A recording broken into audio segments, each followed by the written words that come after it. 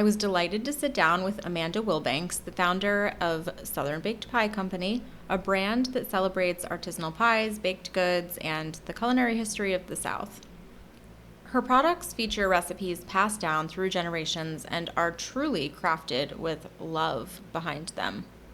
Her journey is a testament to her passion for preserving and celebrating Southern traditions through her baking. Her pies have gained a devoted following. She's been featured in numerous publications like Southern Living and Garden and Gun for her dedication to quality and authenticity. Plus, she has authored a cookbook, Southern Baked, Celebrating Life with Pie. We had a really fun conversation, of course. How could you have a bad conversation about pie? But also about tradition, family, and the beauty of connection. I hope that you enjoyed this conversation as much as I did. Welcome to Grandma's Silver, where tradition meets today. I'm Allie, your host and the founder of the Grand Millennial Lifestyle. Here, we blend aesthetics with nostalgia, engaging in conversations with lifestyle brands, designers, and more to rediscover the timeless charm of the past. Join me as we journey from home to heart, illuminating the past and polishing the present with the gleam of Grandma's Silver. Amanda, I'm very excited to chat with you today. I was just pre-recording, letting Amanda know. And before actually, even when we kind of connected on Instagram, I was letting Amanda know that I've been kind of a longtime follower of her brand, her cookbook. What better time to talk all things pie and tradition and festivity than as we start to segue into fall, which I want to just first give you the opportunity to introduce yourself and your brand. Well, first off, thank you so much for having me on here. You talk about being a fan. I'm a huge fan. I've loved your Instagram. Just the aesthetics and everything about it is always just beautiful and genuine, and that's hard to find. So I love everything that you have going on. So congratulations Thank to you. you. And thank you for having me on the podcast. I'm Amanda Wilbanks, and I'm the owner and founder of Southern Baked Pie Company and the author of Southern Baked, Celebrating Life with Pie. And I make pies for my career. So. Amazing. I love it. Now, can we, because you did just, again, saw it on Instagram, you just had a milestone anniversary. So can we talk a little bit about not just what that might mean to you, because it's very exciting, but also to talk about kind of the origins and how this all came to be? I would love to. So I started from very humble beginnings. I started out of my house baking back in 2012. I actually had sold insurance prior to becoming a pie maker, which is kind of funny. But I got married actually and left my job in insurance. I had moved to Gainesville where my husband took a job. And one weekend, his mom came into town and she said, Amanda, let's make Alex's favorite pie. It was right around his birthday. And I thought we would like go to Publix and get a pet rat pie shell, like a frozen pie shell. And then we might make a homemade filling. But no, Sandy started pulling stuff out of my cabinets. And she's like, where's that Cuisinart mixer I gave you years ago, that Cuisinart food processor when you graduated college? And I was so embarrassed. I was like, it's downstairs in the basement, so I need to go and get that. So I took off downstairs, got the Cuisinart, and made my first homemade pie dough. So I had grown up cooking and baking. I'm from the South, and every Sunday after church, my grandmother and grandfather, we had to go to their house. We had to have lunch. It was like 12 to 20 people there, all around just like the dinner table, the lunch table. And I would always make the homemade biscuits and the homemade gravy, and I always made cakes and cobblers, but I had never made pie. So it all started with my mother-in-law teaching me to make a buttermilk pie. And after I made that, I started making pies for like friends and family. And we were new to Gainesville. So I thought, okay, well, I'll take a pie to a neighbor because that's just the way you meet your neighbors. It's the kind thing to do. And in the South, we always take something to somebody if they've moved in somewhere. Well, people had brought me stuff. I wanted to take something back. But unfortunately, Alex would come in, my husband, for lunch, and he would always eat a slice of the pie. So I'm like, you can't take a half pie somewhere. That just would not be appropriate. So one day he came in, this was a couple of weeks after I'd started making the pies. And this was on a Tuesday, I think. And he said, I've signed you up for a festival to sell pies on Thursday. And I said, like, sell them? Like, really sell them? And he's like, yes. He said, you've been making all these pies and either you need to stop baking or start selling. And I was like, because he said, I'm eating them all. I made a logo on Word. I actually called the company Buttermilk Pie Company. That was all I could think of because that was the first pie I ever made. That was on like Tuesday night. I called a local printing company here, and I begged them to print me 1,000 business cards, so I could hand those out on Thursday and have a way to give people my contact info. And I popped up in like a red pencil skirt, a leopard print like suit jacket, pearls, and like 6-inch heels at this festival. I was like standing on asphalt with this tent slinging my pies, basically. And that's all. That's how I got started with Southern Bake. That was back in Wow. 2012. What was the transition from Buttermilk Pie Company to Southern Baked Pie Company and having a brick and mortar? Oh, that was hard. So that was really hard. I baked out of my house from fall of 2012 until early spring 2013. That's when I signed my first lease on my first little spot in Gainesville. And I was scared to death. It was like 800 square feet. And I thought, how am I ever going to do this? It was just me. And I hired my first 2 employees. And it was a lot of extremely long days, like getting up at 4:30 in the morning and closing it down at 7 because you got to bake all the pies fresh every morning. And then you deal with having like, did you bake too much? Do you have all this waste? Is anybody going to come in when you tear the paper off the doors and say we're open? So like super fun, but so many highs and lows. And it really just transitioned over the years. I think in 2016, I switched the name to Southern Baked Pie. And the reason why is in our little shop in Gainesville, we were just making sweet pies in the beginning. And then I realized people have a need for dinner and, like people love chicken pot pie and homemade, comfort food. And Mhm. I ended up starting to make chicken pot pie, pot roast pie, taco pie, all these different kind of dinner pies. And I felt like the name Buttermilk just kind of pigeonholed us to sweet pies. So I just named it Southern Baked. I feel like we're a quintessentially Southern brand. And all of my recipes are rooted in Southern tradition and family heirloom recipes. So it felt like a more all-encompassing name of all the things that we do. You mentioned your mother-in-law. So has that been something where you've continued to learn from her? Has she had involvement? I mean, that's a very special relationship to be able to essentially, especially because unfortunately, many families don't have that kind of dynamic. So to have someone who pulls you aside and wants to share something like that with you from the very beginning is very special. But then also to then have her sort of inspire this whole career change. Do you want to talk about that at all? Oh, I'll tell you all about that. So Sandy is my mother-in-law and is a jewel of a person. We call her Susu. And I'm blessed to have an amazing mother who's so loving and who taught me to cook and truly was the best mom. And then all of a sudden, I don't know how, because like you said, it's not always the case. I ended up with this amazing mother-in-law who loved to cook, who was an amazing homemaker and also extremely smart. She has her doctorates. I mean, she's just brilliant and is a psychologist, but she grew up not knowing how to cook and didn't learn from her mother. And she actually, when she married my husband's dad, she learned to cook from his mother. So it's really a sweet connection and tradition that, I learned to cook from my mother-in-law. She learned to cook from her mother-in-law. So I don't know. I just feel like we like share this special bond like that. They connected. She loved her. And then I just connected with Sandy. Honestly, I had always loved her, but like Alex and I just got married. She came into town. She made that pie with me. And then she just kept feeding me recipes. She was living in Denver at the time. So I would call her and say, Sandy, I've made the chocolate chess recipe. I've worked on it for like 3 weeks. Do you have another one? And then she gave me the caramel pecan pie. And then when I started the chicken pot pies, she gave me the chicken pot pie recipe. And then I pulled from other people in my family for sure, like my grandmother who just passed away back in November. She gave me my French coconut custard recipe. And, just to have those heirloom family recipes to pass down and to Mhm. like know I made that with my grandmother as a little girl and made this with Sandy. There's just a sweet connection and a bond that cooking brings, I feel like, and being in the kitchen together. So I'm very thankful to have that with her. That is so special. And we'll talk about your cookbook shortly. As someone who owns it and has gone through it, I read cookbooks the way people read a fiction novel sometimes. So I've read all the stories, and she is mentioned in there so many times because there's obviously a very clear special bond there. So thank you for that.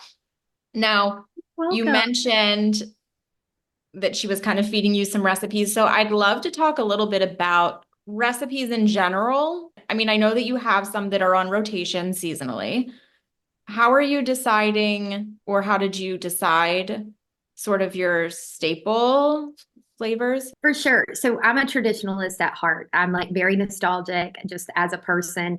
I just get inspiration, honestly, from like the past and, things that have been passed down through generations that have been made time and time again that are just good at their core. So I keep my recipes simple, like a chocolate chess pie, a pecan pie, our French coconut custard, a pumpkin pie.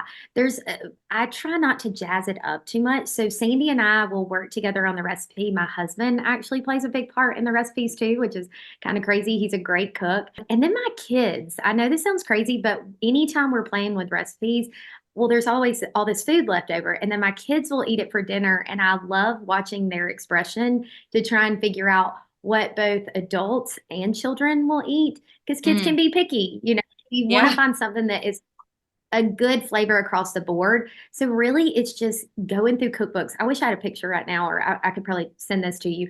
Of last week, I was at my mother-in-law's house and we worked at the cook on the next cookbook for like 2 days. And literally it's just cookbooks out everywhere. So we're like taking things from, handwritten recipes to, ones that are in cookbooks that other amazing cooks have developed. And Sandy helps me pair them together, like pick the ingredients. So it's like a science experiment and it's so much fun. And that's how we come up with new recipes for the stores and for the cookbooks. I live for like like an old junior league church cookbook. They have so Mhm. many interesting recipes. So and a lot of those are very traditional recipes, very And simple very simple. recipes. There's not 500 Very ingredients. Is there intentionality behind sticking to something that is a little more Southern or traditional? for me, there is just because I feel like, the brand is Southern and at my core, I'm Southern. I grew up in the South. Somebody might love a strawberry rhubarb with basil pie. And I'm just like, I want the six really killer ingredients and for the flavors to shine in the strawberry rhubarb pie or a strawberry pie or a Georgia peach pie. So I don't want to overwhelm things with a bunch of flavors. I'm not a chef at heart. And some things I just think have been done time and time again, and they're really good. So, like our traditional lattice peach pie. That's my grandmother's peach cobbler recipe that I grew up making my whole entire life, almost Oh, wow. every Sunday.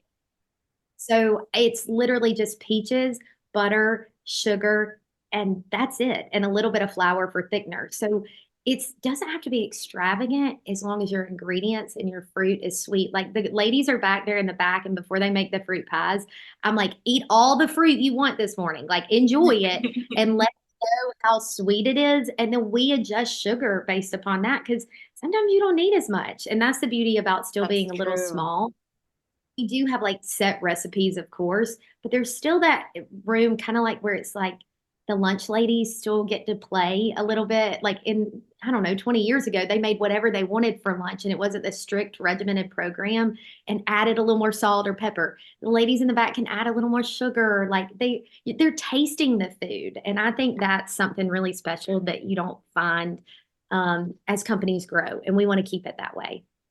Well, and it also makes for a better product because you are not just like, hey, stick to the recipe, and if you veer from this, you're on the chopping block, right? Like they have the flexibility, and because of that, then they gain, I'm sure, like they have such great knowledge in the kitchen because they can literally take one little bite of something and know what they need to do with it to make it really special and just taste good. And it's just, I like that you're prioritizing that flavor over, no, this is how we make it here. Yeah, very much so, very much so. And that's mainly with fruit pies because the sweetness changes of the fruit. But it is fun that they still have some freedom. And then we also let people in the bakery, like our production manager. She's amazing. She's been with me for 8 years. She will come up with recipes. She came up with our key lime recipe, key lime pie, and it is on another level. Like to die for. So we like to get the team involved. It makes them love the product more. It makes them feel excited about coming to work, that they get a say and they get a voice in what we come up with. But when you ask about like how do I come up with the flavors, basically we have our six core flavors that will never change. And that's important for me because if people got our pecan pie 11 years ago and loved it, they want it again. They still want it today. So I think a lot of times you worry, is there enough variety? Do I have enough flavors? Like, is everybody getting what they want? But I think it's important to stay true to your core flavors that have been there for years that people love and trust that. And then for each month we do a new pie of the month. And that just depends on what is in season. So we actually did strawberry rhubarb for the first time this year in February because we were able to get some amazing fresh rhubarb. And then in the summer, we always do Georgia Belle peach pie when peaches are coming in, blueberry with a brown sugar pecan streusel topping. We did a s'mores pie in October. We do a Dutch apple pie in September. That one's coming up. We do a cranberry apple crumble in December. And sometimes we bring them back every year, sometimes we don't. It just depends. But it's all seasonal based that like fits with what's in season that month. Your core lineup, what is that list? Or six, I'll never forget it. It's our traditional apple pie, lattice cherry pie, caramel pecan, which is our number one bestseller, chocolate chess, that was so good, French coconut, and buttermilk. Tradition. You mentioned the word tradition earlier, so I do want to ask, especially as we're getting into a season that is very gathering oriented and holidays and all the things. Are you finding now that your brand has a bit of longevity behind it, which again, congratulations, that's incredible. But are you finding that you have, particularly in person, like a loyal customer base? Are you getting to see more familiar faces? Are your pies becoming part of people's holidays, even during the week? Because now you have like these dinners. Is that part of someone's weekly tradition even? Well, that's such a good question. And I would say that's one of the things I love most about what I do is every Christmas and every Thanksgiving, seeing the same people in the store. There's always new faces, but I've had some customers that have been with me. Honestly, that some of them come in once a week. They're buying pies for their neighbor who just was sick or was in the hospital. They're buying pies for a baby gift to take a chicken pot pie and a sweet pie. So to like see them come back, my weeklies are the best. Like you see them every week. They become part of your family. Some of these people I've known since 2012, especially out of the Gainesville store, because I was in that store every day for 5 years from like 4 or 5 in the morning until 7, 8 sometimes at night. So these people became a part of my family. They knew my kids as I've been raising my kids. I have a 14, an 8, and a 5-year-old, and they watched them grow up. And that, I have chill bumps talking about it. That's one of the greatest. What's actually been kind of sad is a lot of my customers are, are older, and so when they get sick or I don't see them as often, it's a little bit like sad and heartbreaking. So, but then I see their kids coming in, and their daughters or their son will pop by and say, "I'm picking this up for Sissy. She's not doing really well right now, but this always cheers her up." And I'm like, okay, God put me here to do this for a reason. And it's moments like that make you realize like you are a part of these people's family and traditions and their special moments.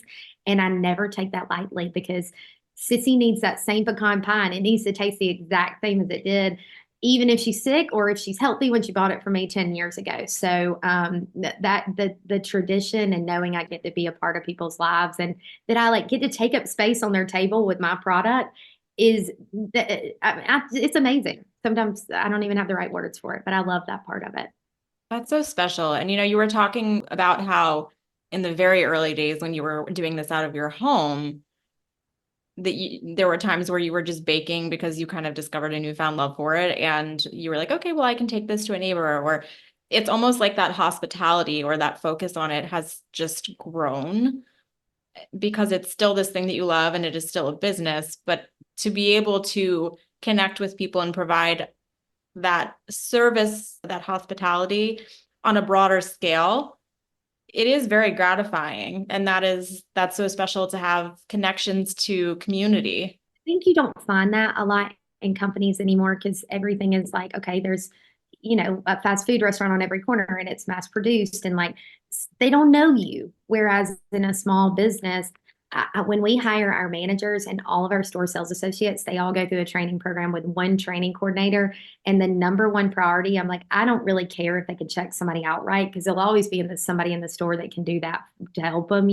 What I care about over that 3-day training period is that you teach them how to love on our customers, how to walk out from behind the counter and hand somebody a bag of their pies, how to walk their pies to their car for them if you notice that they need a little bit of extra help. That those kind of, like, I try and teach them to care in the training, and teaching people to care and love on others. Either you have it or you don't. And we are very diligent to hire people that we can tell in the interview that they care about others, oftentimes more than they care about themselves. Like, we're in the business to serve and bring comfort and bring joy and nostalgia. And like, we bring memories back for people, like memories of their grandmother baking them a pie, and like, that's what we're here to do, and to create a great product, but mainly like just to love on people. That's hard to grow as we've scaled with all the stores, but I think we've done a good job at doing that. I hope people walk in. I always say, when people walk in our stores, my team has heard this a million times. They probably just want to like scream at me if I say it again. But I always say in every meeting, I'm like, as people are leaving, I'm like, make sure that when people walk in our stores, your number one priority is to make them feel like they've been wrapped in a hug.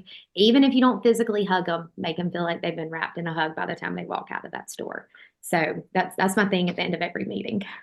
That's great. Well, and you're giving them a feeling, right? Like, A feeling. you're providing more than here's a pie. You can go into any place and get any product that is out in the world.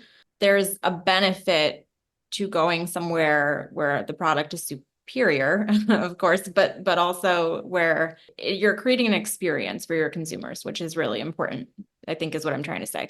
And you hit the nail on the head that you don't really see that a lot. It's funny because, especially, I'm 32 and I talk all the time and I sound like I'm like this angry little old lady, but you really don't see like those old fashioned values anymore. Like, I always talk about how great it would be to live in a town where I could go into like a cute little mom and pop kind of place and I would give them my business in 5 seconds. You did mention your stores. So do you want to just let people know where you're located? Sure. So we're located in and around Atlanta. We have a store in Gainesville, Georgia, where I live, and I'm headquartered here, and our production facilities are here. And then we have Vinings in this cute little shopping center. We have like this freestanding white quintessential pie shop. It's like whiteboard and batten on the outside, and you go inside and it's warm and golden and smells amazing. That was like my dream store that we opened in 2019. That's the last one we opened, and more to come. But then we have Buckhead and Alpharetta, which are also great stores. They're just fun to come and see. When you walk in, you're like hit in the face with the most delicious smell of pie.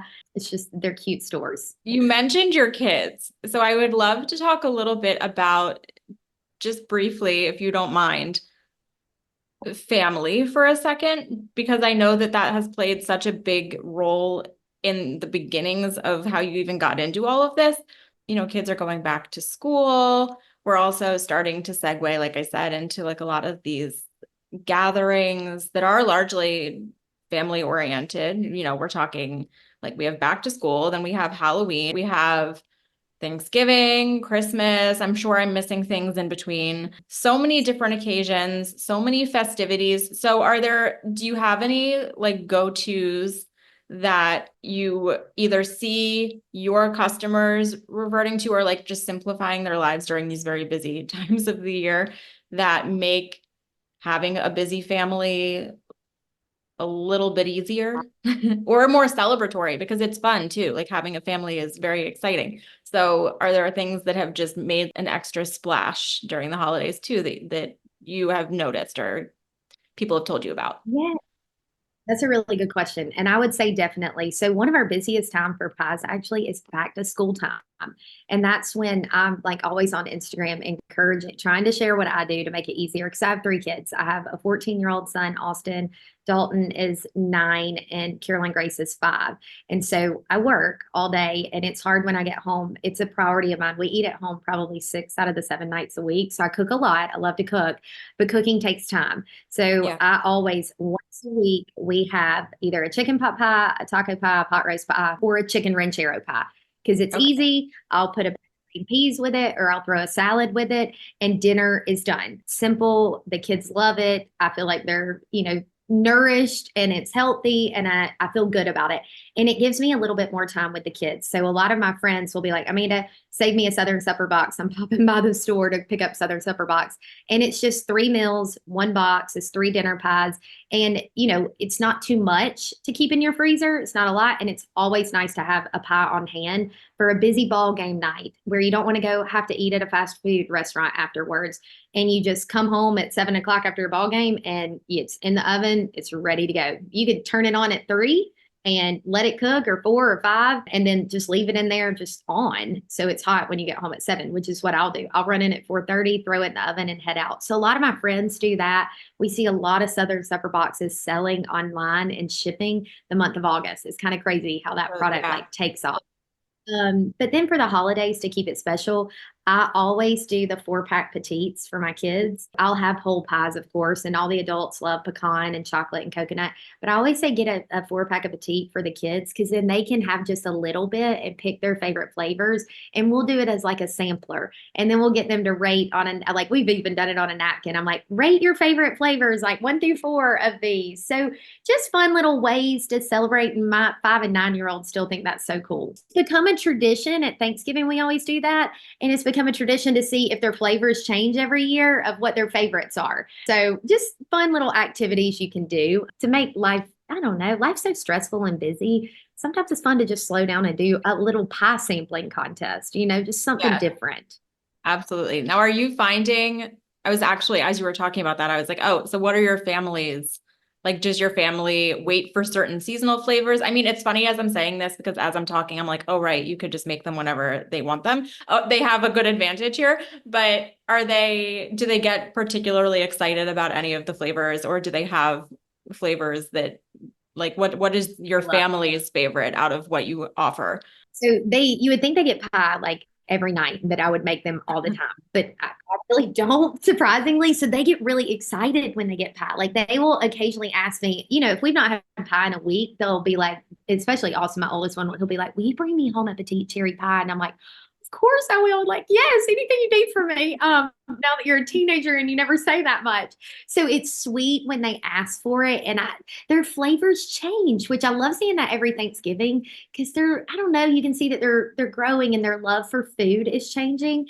And one thing that they do with me is they'll help me come up with recipes. I know I mentioned that earlier, but for the fall, you were talking about, what are some of the fall fun flavors, all that. We have a candy bar pie coming out in the fall, and it's got Reese's peanut butter cups, chocolate chess filling, and peanut M&Ms in it. My son came up with the recipe. I have a whole video of us making it together. We were just playing together for fun one day, and then I was like, oh my gosh, this needs to be a real pie. And he said, Mom, will you sell this pie for me? And I was like, yes. And everyone I sell, since you came up with the recipe, you're getting $2 out of every pie, because you came up with this. Awesome. And that is launching this October, and he is over the moon. So, I'm always trying to be fun and different with the family to keep them engaged and excited about the pies.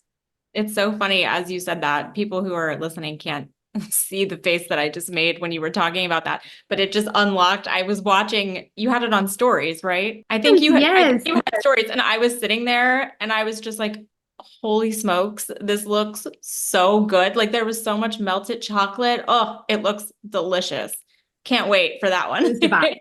You mentioned their involvement a little bit. Do they have vested interest, like their own organic interest in, just because of seeing you do it a lot, like enjoying being in the kitchen? And is that something, you mentioned you prioritize family dinner, which again, there's something that we don't see very frequently, especially with working families, and most of us are in that position now. So is that something that you're seeing them value and appreciate? Very, very much so. And I would say at a very young age, introducing them to cooking, and also introducing them to like hard work, honestly, for lack of a better word. They would have to go to the festivals with me when I was doing these pop-ups and lug everything out of the car and then help me pick it up, because I didn't have a nanny or a babysitter. And Alex and my husband and I would both be selling pies, and they would be there. And I've got my kids in videos where I'm like pulling them around the bakery, like my 2-week-old pulling her around the bakery in one of the bakery carts with her just like swaddled up. And they've just grown up in the business. And what I've noticed is my 14-year-old wants to go to law school and wants to run the company. Like that is his thing Wow. that he wants to do. Just crazy. And then my 9-year-old is just he's all about the business side. So Austin likes the cooking side, even though he wants to go to law school. Dalton loves he wants to hear all the problems every day. He's got ideas how to solve them.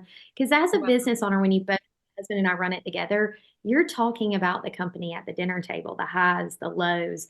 And I grew up learning that from my dad, who was a business owner. And so in a way, they're a little bit wise beyond their years, but I think they're learning, the value of hard work, plus that you've got to learn to cook for yourself and set your own table and clean up your table. And they have just a chore chart where each one, very simple chores like set the table, clean up the table, put away your dishes. And then Austin has to help with some of the cooking. So that's new that I've done over the last past 2 or 3 years.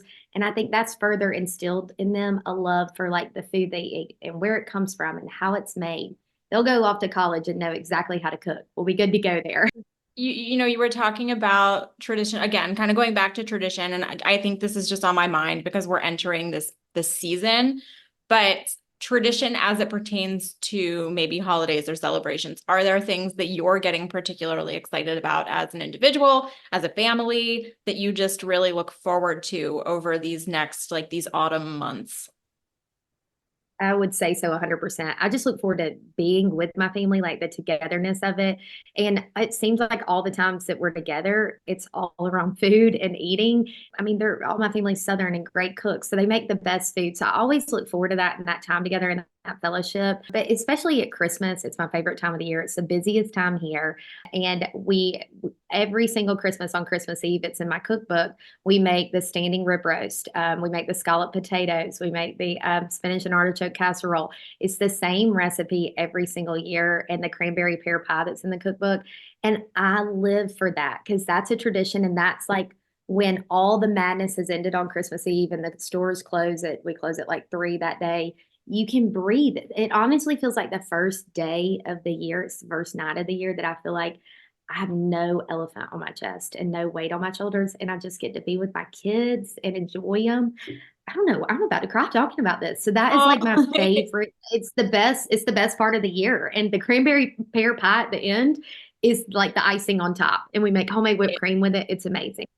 One thing about traditions and like going into the fall and all the celebrations that happen, even if you don't have past family traditions, I love it when people start making a new tradition. So maybe you didn't come from a grandmother that cooked or a mom that cooked like crazy. Maybe you never have had pie, but it's so much fun if you pick something and make it a part of your tradition.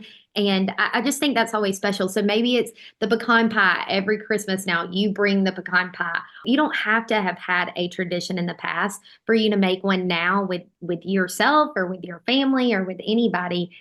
I just think it's important to like have traditions, mhm. and you can always make it yourself. That makes perfect sense because I mean every tradition starts somewhere, right? Like so it's never too late. And I think too, different phases of our lives, different traditions become part of our lives. I have conversations with people all the time and they'll talk about, oh, like my grandparents used to do this. And I always want to just ask, like, well, why don't you? Like if you loved it so much, why aren't you doing these things? Sometimes when people pass, those things can sometimes be hard to reintegrate into our routines. But yeah, I think you're hitting on such an important concept there. And one thing is people think of traditions as like deeply rooted in some special meaning from way back when, and for me, I see it all the time with people that send us their comments and their chats and their reviews about the pods. I have this one lady that every single birthday that her nephew has, she sends him a key lime pie, and it has been the highlight of his life. I mean, honestly, Oh, she wrote that for like the past 5 years. And I see the order come through, and she'll message me is how I know, and be like, I got him another key lime pie. He's so excited for it to arrive and be shipped to him. But you just think that is her tradition, and she doesn't have any children, but she gets such joy out of making that an annual tradition for her nephew. So it's the little things in life. It's not big and extravagance. It's the thoughtfulness and like the repetition of it that people look forward to every year. If she didn't send that pie, I know he would be devastated. And so that's just a sweet little tradition that's nothing grand, but it's Right. special to them. That just made me think of something else, which is so important. Like, she's not even making the pie, but he will forever associate her with key lime pie. It's still a shared experience. It's still like that is still something special, that it's not like it has to be homemade by her. It's just Yep. that shared experience. I tell people all the time, I'm like, never feel bad if you're not a great cook. Like, there's amazing food out there that you can get. The gift doesn't always have to be homemade thing of brownies right out of your kitchen. I have people that here in the South, we always give gifts when somebody has a baby. We show up with food. That's what you do. That is your gift. And you make sure they have food. I just did this for my sister-in-law. I cooked her food for 2 weeks. And it took me like a Sunday and a half of a Monday. And she did get some chicken pot pies and pot roast pies for her freezer. So that was easy. But I always say, I'm like, you don't have to make them a homemade meal. You can take them a homemade, a chicken pot pie from Southern Baked. It's just as good. It's the thought that counts. And I think that's what's important. Don't put so much pressure on yourself. We're all busy today. Ship them a pie, ship them dinner and Yeah. dessert, and they're over the moon. It doesn't have to be, I made it in my kitchen type deal. What they're going to care about is that they don't have to do it. I'm so excited to hear more about your cookbook, and then maybe whatever you're able to share about. You kind of hinted that there was more to come. So funny enough, so you were talking about the holidays. It must have been, when did it release? So it's been out a while. I'm like shocked Yeah. how long it's been. It released August of 2018. August. Okay. So I had it. So my husband's family, one of their traditions is that because there are many children and spouses now with their family, we do a Pollyanna for all the adults. So all the kids, like we as Aunt Allie and Uncle Dan, we get all of the kids' gifts and we get his parents' gifts. All the siblings, we do a Pollyanna. And so one of the years, it must have been after the release, your cookbook had been on my radar. So that was actually what I asked for Pollyanna on my list of options. And so I got for Pollyanna that year, I got your cookbook and I still use it. I put it out and I love it. I love, love, love this cookbook. So I would love to hear a little bit about how you decided to bring that to fruition, how you even narrowed down which menus to incorporate or the concept or to focus, because for those who haven't seen it yet, of course, I will link it in the show notes so people can go check it out, but paint the picture of what they can expect inside. It's broken down by month, if I'm not mistaken. Yes. I'll say it right out of the gate. Like, you did a very good job of, when there are big holidays during a particular month, you did incorporate menus that would work for those things, but not everything is so glaringly like, and then March has this holiday and June has this holiday. And you did a good job of mixing it up so that the menus made sense and they weren't explicitly, let's just pick the biggest holiday on the calendar. So funny you asked that, because that was one of the things I focused on the most. I wanted my favorite, basically chef or cook is Ina Garten, and I love the way her cookbooks are arranged. And it was really important for me in the beginning to have a cookbook that would kind of flow like hers, and that she does much of the same thing. Like, it's very hard to just like reinvent yourself with this coolest cookbook idea. So I just tried to take what was from like tradition that I had seen work before and what I like to read. And what I liked about her cookbooks were a lot of them were arranged by event. And so I thought, okay, how can I arrange it around an event or celebration? Because we're Celebrate Life with Pie, and that's our motto. January, I mean, that's quintessentially like New Year's. But I wanted a recipe that you could make anytime in January, like a set of recipes that were easy for a weeknight meal. And then for like March, that doesn't have like a huge holiday. It has St. Patrick's Day. I was like, I don't want to do holidays for every month. So I did a birthday celebration for my husband, because that's when his birthday is. So you could take that set of recipes right there and apply it to any birthday in your life. But it was just an easy way to break up the sections. I tried to break them up by celebrations, and it just so happened that it was easy to do it chronologically by month also. So it kind of flows in order. And I also wanted a recipe, every recipe. The publisher was great, Gibb Smith, that I worked with. And in the beginning, I said, I don't want to do a cookbook unless there's a picture with every recipe. And I was really serious about photos not being over edited. And I was really careful to make sure that whatever the food came out looking like, it would look, and we shot a photo of it, it would look like that when you prepared it at home, or else you feel like a failure. You're like, well, mine didn't turn out like this at all. So there was a lot of recipe testing that, was involved, and a lot of time spent photographing to make sure it was real. and not over edited, I would say. What was the origin story of how you even decided to put this together? So honestly, I decided to do a cookbook because I wanted to put all my family recipes into a book for my kids. And I would always print off, I'd type up my recipe and I print it off and I put it in the little protector sheets and I was making them recipe books. And I'm like, why don't I just pitch this to a publisher or a couple of companies and see if they want to pick it up? So that's really how it all got started. And actually, James Farmer, who's like a gardening extraordinaire decorator out of South Perry, Georgia, he actually had been a friend for a while. He loved the pies. He's a great friend. And I said, James, he had a book. And I said, James, how do I have a book? And he said, oh, I'll just connect you with my editor. He connected me with his editor. So it really was like a friend helping a friend type thing. And I've never forgotten that. And that was just very special to me to know that he helped me get my book deal, which is, I don't know, I just think that's so neat. It's funny that you mentioned the photographs because one of the things that I was going to highlight was that it is very approachable. They're good recipes there, but they're also normal. And I don't know if that makes sense, but do you know what I mean? Like sometimes you open a cookbook and you're like, this is great and all, but like, this isn't something I can whip up on a Tuesday.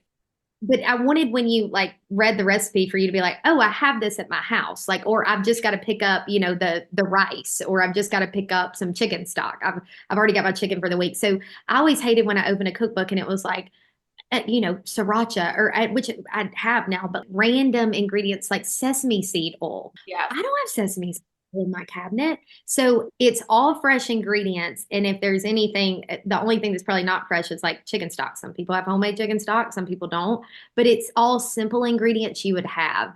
Every recipe is 12 ingredients or less. So it's something you will make on a Tuesday night. And that was important to me. I'm not an overly fancy cook. I love fancy food. That's amazing. And I love a gourmet meal, but I also love being with my family. And so for me, and 30 minutes to an hour in the kitchen or on the stove is all I want to spend because you get so few hours with your family each day. We all work all day long. I really just want to sit there and enjoy my meal and talk with my kids or my husband. I kept it very simple. And you can use, one of the things is chicken tarragon. I think in the book I called it chicken Madeira. We eat that once a week. That is on rotation. It never fails. It's either chicken Madeira or chicken marsala, chicken Madeira, chicken marsala for that month.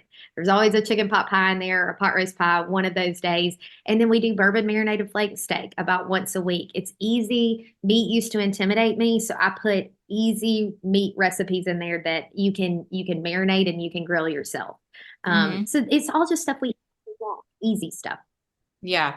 But the way you would do it too, because you did just mention like meat, actually, I used to be so nervous about it. One of the benefits too to the cookbook is I would often go through cookbooks and still do, where I have to piecemeal things. Like they might even organize things in a menu format, but it's just not feasible to create that menu from scratch, like start to finish.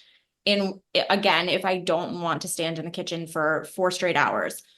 So the way you organized the menus, even like it's just a well-rounded meal that is still impressive and like is celebratory, but I'm not having to say like, okay, tonight we're going to have this protein with this vegetable with this, and pulling from like different, do you know what I'm talking about? Like as someone who has a cookbook and looks at cookbooks, like I just feel like I piecemeal menus together from other cookbooks, whereas yours is easy. I can be like, bam, Tuesday. That's the way I cook. Like those menus that's my Christmas Eve menu. That's my New Year's menu. That is a go-to birthday menu that I often repeat for every birthday, except one of mine who always wants something different on his birthday, and that's fine.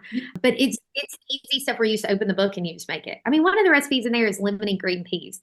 We always have frozen peas, and you've got a bright, fresh lemon in there. You squeeze over it. It just brightens it up. It's nothing super fancy, and that goes great with, I think that's with the bourbon marinated flank steak.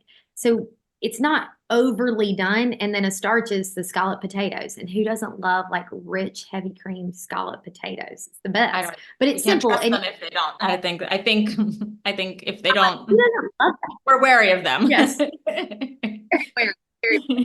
So I'm glad you see it that way, because that's the way I wanted it to be, because that's how I cook. I don't like to have to look in 5 different recipe books. Yeah. So you mentioned there may be another cookbook coming. So is that something that you are comfortable talking about with, or you want to tease for those of us, hint me, who are getting curious now? Of course. So I've been working on another cookbook for about a year now. So it's in the works. I was just at my mother-in-law's house last week for 2 days, recipe testing, going through everything, trying to finalize. So we're very close to bringing that one to completion, which I'm excited about. And it will be very similar. I'll be honest. I love the first one, and I thought it was very like usable and approachable. This is set up in a very similar fashion, just a little bit better, but very similar. So I'm excited for y'all to see it.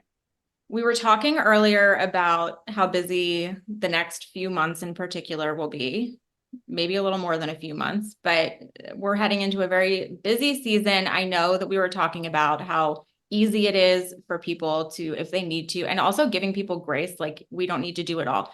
If you have one of your shops nearby, like go ahead, stop in there, get a dinner. You don't have to do it all yourself. Someone else is doing it very well for you. Just take advantage of that. But let's talk a little bit about, as we segue into all these parties, hostess gifts. Can we talk a little bit about that? Because I know that you do also have national shipping. We put a big emphasis on being gracious here. That's how I grew up. So, with the holidays, we're going to be at a lot of holiday parties. We're going to have a lot of family in town. We're traveling to their house. They're coming to ours. We're hosting. We're being hosted. And I always say, like, it's nice to show up with something. Or if you don't show up with the hostess gift, sending something after you've stayed with somebody. And I think the greatest gift you can give to anybody universally, no matter what age or where they are in life, is the gift of not having to make dinner one night. So you take one meal off their plate, whether they live alone and they're, older and, maybe by themselves, and you send them like a 4-pack of dinner pies to just let them know you're thinking about them, or thank you for hosting me, or I miss you and happy holidays.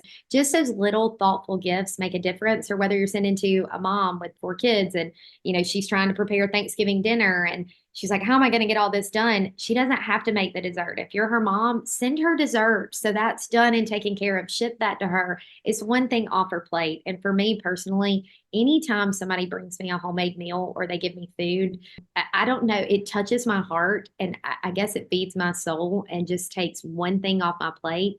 And I think it's the greatest gift you can give. It personally, for me, it is when somebody does that for me. Even if somebody brings me a little thing of cookies, I'm like, you just made my day. Like now I have dessert that my kids, plus I got to eat one too. So, this holiday season, I think just be gracious this year and be a great host, a great hostess, a great person, to host, be a great person to host, and always, send something thoughtful or take something thoughtful with you, and, ship your family dinner and dessert. Though you can't beat a pecan pie at Christmas or Thanksgiving. The older I've gotten, the more I've grown to appreciate that. My background was event planning, and so I've always been someone who values a hostess gift or wants to contribute in some kind of way. And I used to really, particularly when I was event planning, it used to be more about the aesthetic, like, oh, bring them flowers or a nice candle. And those things can still be really nice. But the older I've gotten, and especially if you're as a homeowner and who entertains a lot, there is no better gift than when someone does show up and they're like, here, just put this in your fridge for later. I value that beyond belief because it's like you're so tired by the time you're done entertaining. You don't want to look at another like pot or pan. You're just ready. And then you don't even want to think about, like, I don't live in any, like, I don't live in a huge house. My fridge is not giant. So by the time I entertain people, I have to just get my party supplies and then go back out to the store after I host to get the rest of the week. So when someone shows up with something that I can just like pop in the fridge or the freezer and then afterwards not have to worry, like I can give myself that little break. Brilliant. Yep. They Brilliant. win. I totally. I went from life I'm 30, I'll be 37 in a couple of days. And I went from wanting to give the perfect gift, the prettiest gift, like, what do I send this person? I mean, they were so good, when I traveled, they're so good to host me and all that. What's going to be impressive to them? And at the end of the day, I started sending my own pies. And I worried that would be cheesy, but then they would call and say, Amanda, that was the greatest thing you could give me, so people really want utility now, I think, versus like pomp and circumstance and beauty and all that. People just want something that makes their life a little bit easier and that warms their soul, I think. Mm-hmm. But everybody's different. I don't know. That's how I've become as I've gotten older, I guess. Well, it's exciting too. I mean, if we're talking about pie, even the dinner pies, like that's just a fun, that's happy meal. I will link to all of that and make sure people can find it. So you wherever you're located, even if you can't pop in to one of the shops, although it sounds like that would be the thing to do if you can, because that is quite, it's a whole experience, but we'll link to your website, your cookbook, obviously, your social media pages. We'll make sure to link to all the fun things so people can follow along. Perfect. Well, thank you so much for having me. And I just hope everybody will celebrate life with pie.